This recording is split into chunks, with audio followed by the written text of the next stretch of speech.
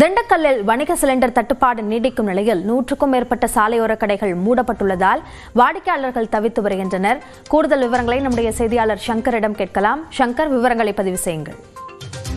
அபிநயா, தற்பொழுது வளைகுடா போரானது வளைகுடா நாடுகளில் தீவிரமடைந்து வரும் நிலையில் இந்தியா முழுவதும் கேஸ் தட்டுப்பாடானது நிலவி வருகிறது. இந்நிலையில் பல மாவட்டங்கள், மாநிலங்களில் உணவகங்கள் மூடப்பட்டு வரும் நிலையில் சில உணவகங்களில் ஒரு சில உணவகங்களை மட்டும் தங்களது வாடிக்கையாளர்களுக்கு கொடுத்து வருகின்றனர்.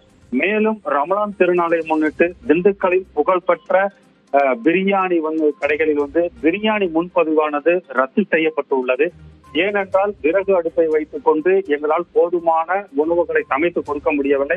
அதனால் இந்த ரமலான் பண்டிகைக்கு முன்பதிவை நாங்கள் நிறுத்தி வைத்துள்ளோம். கடைக்கு வாங்குபவர்களுக்கு மட்டுமே முன்னுரிமை வழங்கப்பட்டு வருகிறது என்று கூறி வருகின்றனர். இந்நிலையில் இந்த சூழ்நிலை நிலவி வரக்கூடிய சூழ்நிலையில் இந்த சாலையோர கடைகளையும் இந்த கேஸ் தட்டுப்பாடானது விட்டு வைக்கவில்லை. சாலையோரங்களில் திண்டுக்கல் மாவட்ட நகரை சுற்றி 100க்கும் மேற்பட்ட சாலையோர கடைகள் செயல்பட்டு வருகிறது. இந்த கடைகளில் ஏழைகளின் உணவகங்களாக விளங்கக்கூடிய இந்த சாலையோர கடைகளில் இட்லி, துரித உணவகங்கள், வடமாநில உணவகங்கள், வடை போன்ற உணவகங்கள் தினசரி உணவு சமைத்து விற்பனை செய்து வந்த நிலையில் தற்பொழுது கேஸ் தட்டுப்பாடு காரணமாக திண்டுக்கல் நகர்ப்புறங்களில் 100க்கும் மேற்பட்ட சாலையோர கடைகள் மூடப்பட்டுள்ளனர். இதனால் சாலையோர கடை வியாபாரிகளுக்கு அவர்கள் குடும்பம் இதை நம்பியே தன்னுடைய வாழ்வாதாரத்தை பெருக்கியுள்ளது. இதே நிலை நீடித்தால் உணவு சமைத்து கொடுத்த எங்கள் குடும்பத்திற்கு உணவின்றியும் எங்களுடைய வாழ்வாதாரங்களும் பாதிக்கப்படும் என்று தெரிவித்துள்ளனர்.